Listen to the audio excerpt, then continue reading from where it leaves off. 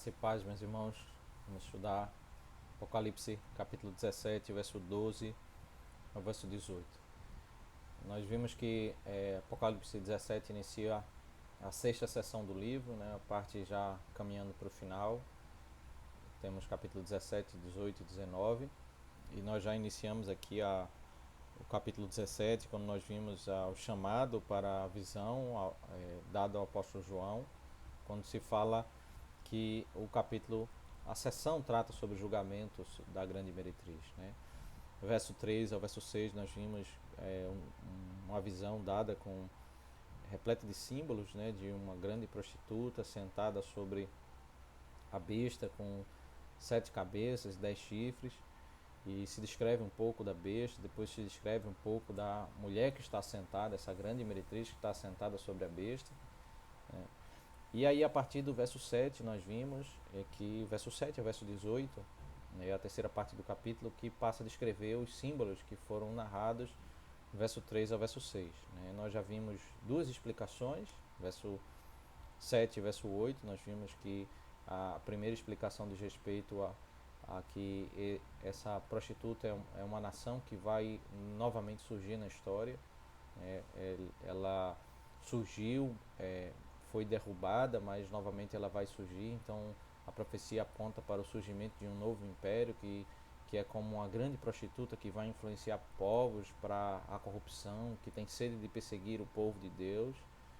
Então a primeira explicação das figuras é o surgimento desse grande império corrupto. Depois a segunda explicação, verso 9 ao verso 11, diz respeito especificamente sobre as 7 cabeças e os 10 chifres, né? Então nós vimos que 7 cabeças, ainda que tem uma relação com o Império Romano, porque é o império que é chamado ali de Roma, era chamada quando fazia referência às 7 colinas, né? Aos 7 montes, mas o próprio texto diz que eles são também 7 reis, e aí Apocalipse está dialogando com o texto de Daniel, quando está falando sobre as 7 nações ímpias na história que foram usadas por Satanás para promover tanta imoralidade no mundo e perseguição ao povo de Deus, né? As 7 nações foram levantadas na história para fazer maldades e perseguir o povo de Deus, e essas são as 7 cabeças que foram identificadas, né? A Egito, a Síria, a Babilônia, a Medo-Persa, Império Grego, Império Romano e o outro que está por vir, né? O verso 10 diz que 5 já caíram desses 7 reinos, né? 7 reis que representam reinos. Um é o que atual, no dia de João, que é o sexto, é o Império Romano, e o sétimo está por vir, a sétima nação, o sétimo império. Então, se essas 6 nações descrevem impérios, então o sétimo é um império que está por vir, e a marca de que esse império final é porque usa-se a expressão durar pouco tempo. É isso que em Apocalipse sempre é usado para esse império final mais perverso, nos dias em que haverá a grande atuação do anticristo, né? Ele não chegou e ele está por vir. E aí o verso 11 descreve o surgimento do próprio anticristo, né, da besta, né? Ele vai surgir, né? Então existe esse último império, que é a grande meretriz, mas também vai surgir o próprio anticristo, né? E aí posteriormente que vai se explicar mais detalhadamente qual é a relação entre a besta e a mulher, né? Exatamente nesses versos que nós iremos examinar, né? Vemos que essas duas explicações do surgimento desse império e essa relação desse império, né, com outras nações anteriores, né? Esse último império ele tem uma relação com a Babilônia, com Roma, né? E existe uma relação dele com o anticristo, a própria besta, o oitavo rei, né? Esse novo líder que vai surgir após os 7 reinos com seus líderes, ele é o próprio anticristo, a própria besta, né?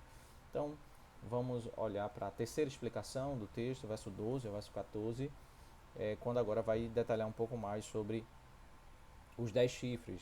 Os 7 cabeças foram mencionadas, agora um detalhamento sobre os 10 chifres. Né?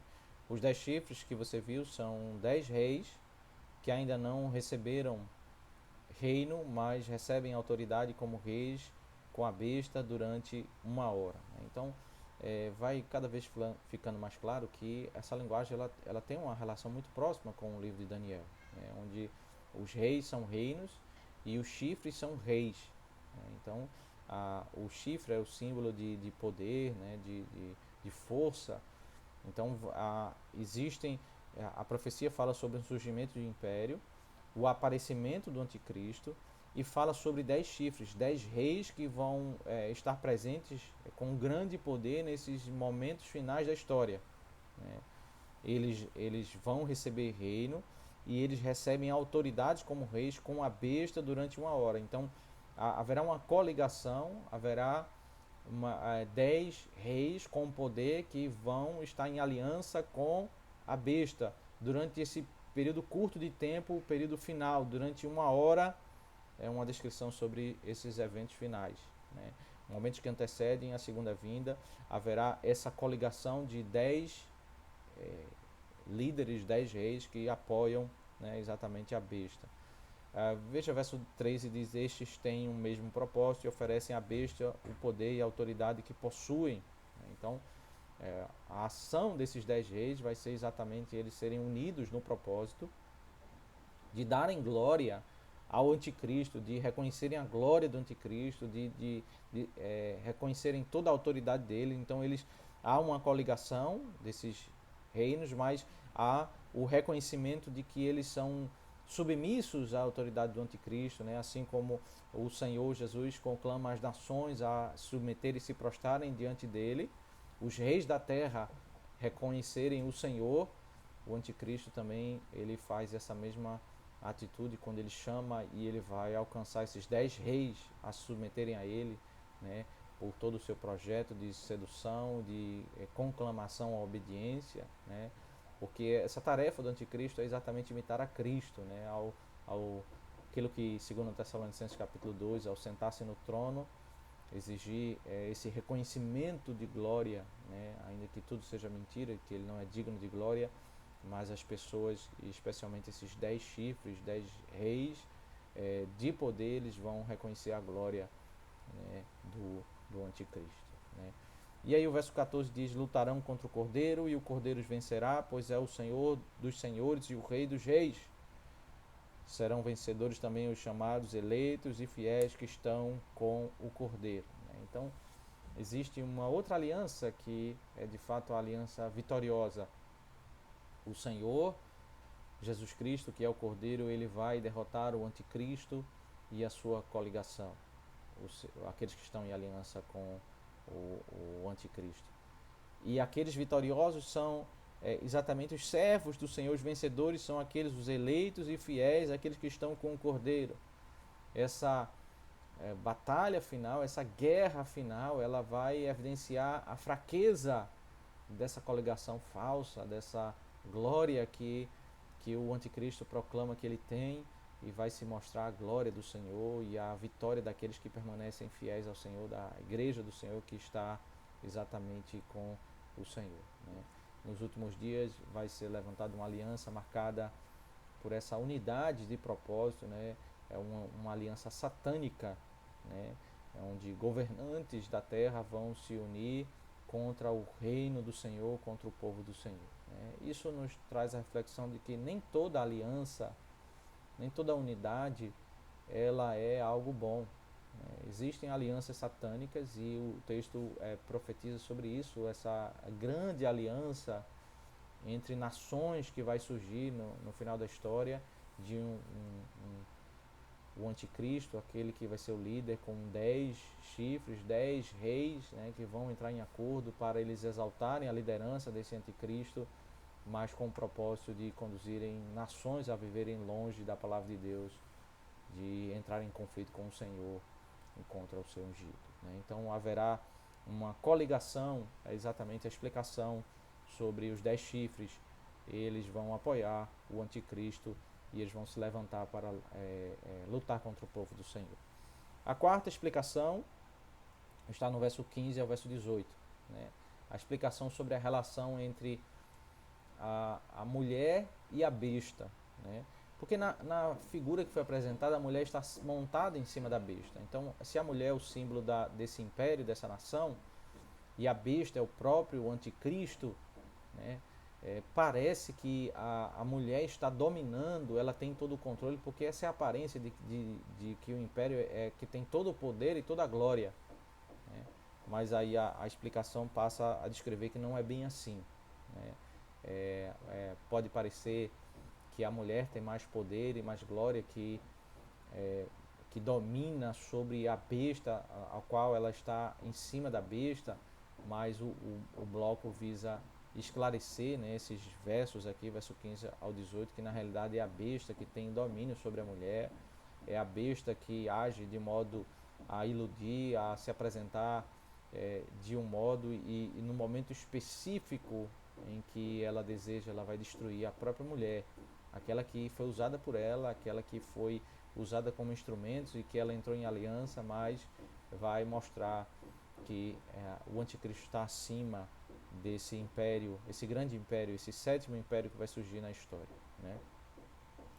O anjo, o verso 15 diz, o anjo disse ainda, as águas que você viu, onde a prostituta está sentada, são povos, multidões, nações e línguas, né? Então, o verso 15 descreve aquilo que nós já mencionamos, que esse sétimo império, essa grande prostituta, que é a figura sobre todos esses impérios na história, né? Mais especificamente, ao olhar para esse sétimo império, né, diz que como ele domina sobre povos, multidões, nações e línguas, como ele tem influência para conquistar o coração das pessoas, para fazer, né, uma atuação de domínio, de subjugar, seja pela força, seja pelos conceitos, seja pela sedução, mas ele faz exatamente aquilo que ele imita a Cristo, no sentido de que Cristo envia os apóstolos e a sua igreja para conquistar as nações por meio da pregação do evangelho, mas a grande prostituta ela tenta fazer essa conquista por meio da maldade, por meio da perversidade, né? E o verso 16 diz, os 10 chifres que você viu e a besta, esses odiarão a prostituta, eles a deixarão devastada e nua, comerão as carnes dela e a queimarão no fogo. Então, veja que os eventos estão começando a ser mais esmiuçados, porque primeiro se descreveu o surgimento de um sétimo império, que é como uma grande meretriz que domina todos os povos. Depois desses 7 impérios, do sétimo império, haverá o surgimento do anticristo. O anticristo, ele se une a 10 reis, 10 líderes, governantes de nações, e essa coligação ela vai lutar contra o império que o anticristo fez uso. O sétimo império ele vai se levantar e ele vai cair.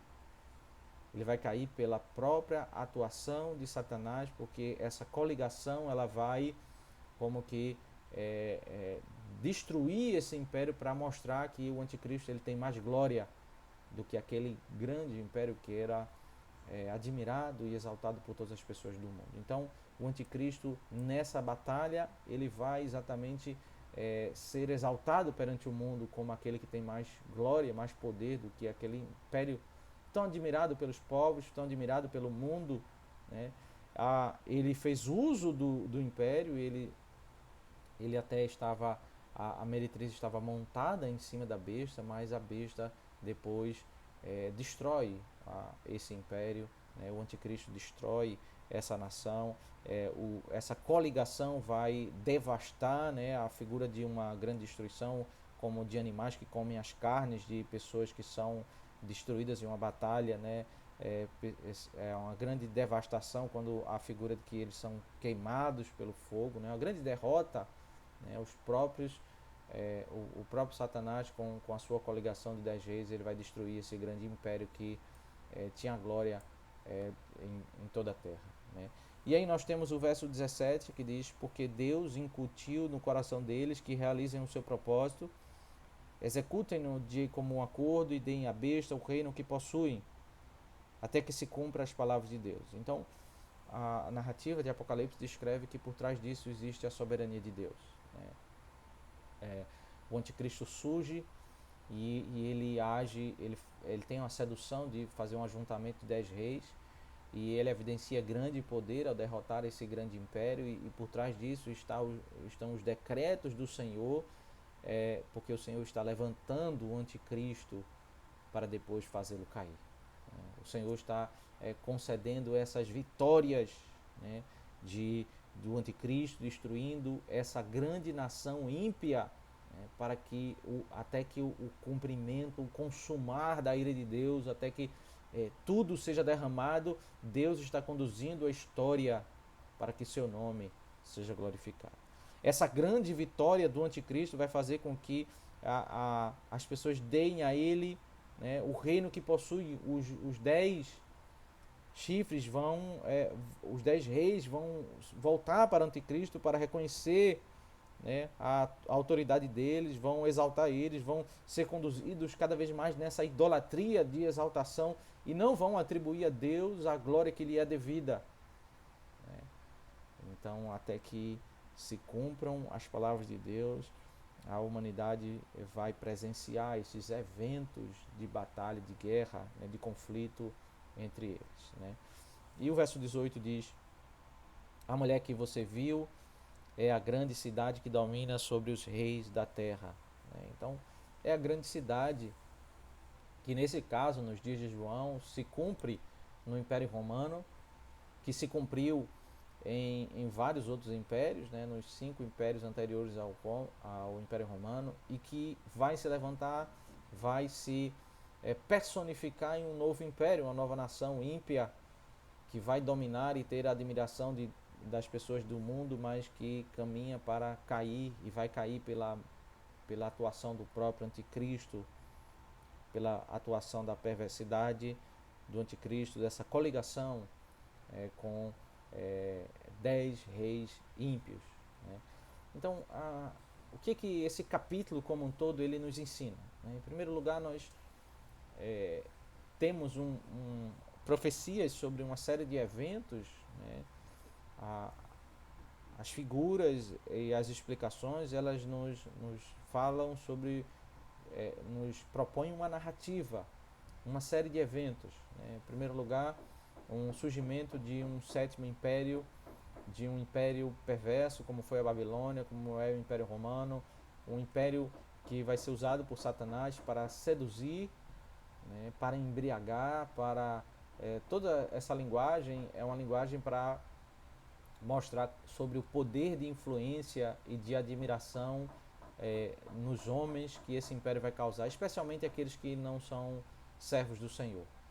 Porque por meio desse império as pessoas podem se enriquecer e as pessoas podem encontrar alegria nos seus corações por meio dos seus pensamentos vazios, por meio dos seus ideais vazios.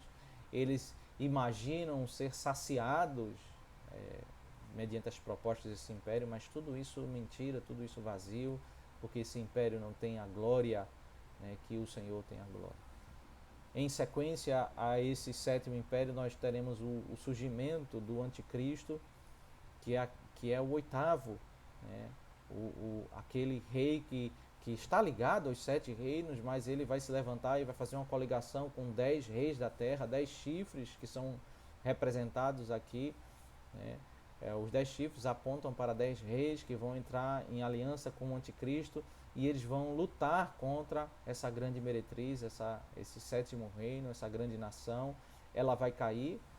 Então, por trás desses eventos está o decreto do Senhor em fazer com que os homens ímpios caminhem progressivamente em suas cegueiras, em suas idolatrias, e eles vão caminhar ao ponto de ver esse grande evento de vitória do anticristo, e aí sim vão caminhar mais ainda, né? Se eles já abraçavam suas ideias, os seus propósitos, os seus ideais, eles vão agora atribuir a glória ao anticristo por causa dessa grande vitória.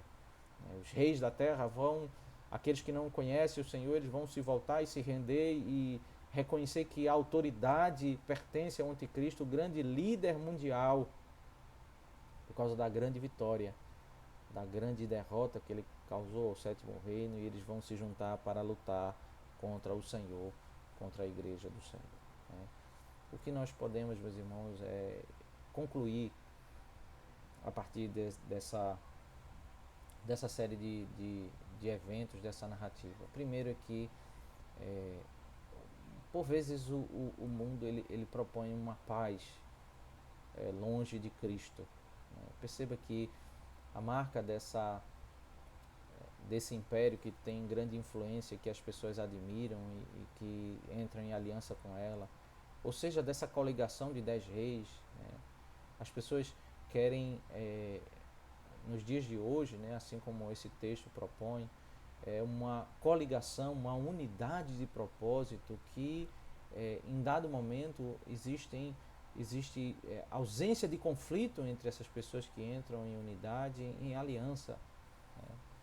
E essas pessoas chamam isso de paz, quando eles estão longe de Cristo, longe do Senhor, e eles fazem aliança, e eles seguem o mesmo propósito de vida. Né? Mas a Escritura nos ensina que o que importa não é simplesmente a paz pela paz, mas é estar em paz com Deus. Né? Independente do que duas pessoas estão fazendo, se elas concordam entre si, se elas estão felizes, se elas estão em paz, as pessoas dizem, é isso que importa.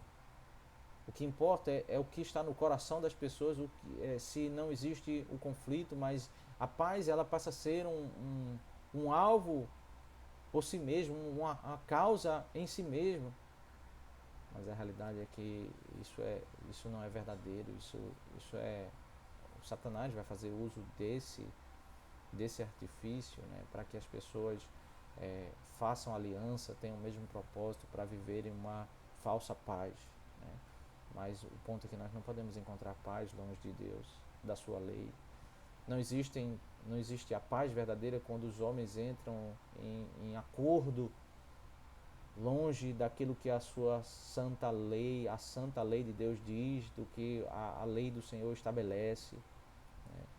O Senhor, para estabelecer esse ponto bem claro na mente dos seus ouvintes, o Senhor Jesus em Mateus 10 diz que aquele que ama o pai ou a mãe mais do que o Senhor Jesus, ele não é digno do Senhor Jesus. Né? O Senhor pega uma relação sagrada entre pai e filho e diz que essa relação ela não está acima da relação do homem com Deus. Né? Porque o Senhor diz, eu vim não para trazer a paz, mas eu vim para fazer guerra. Guerra contra o pecado, guerra contra a idolatria.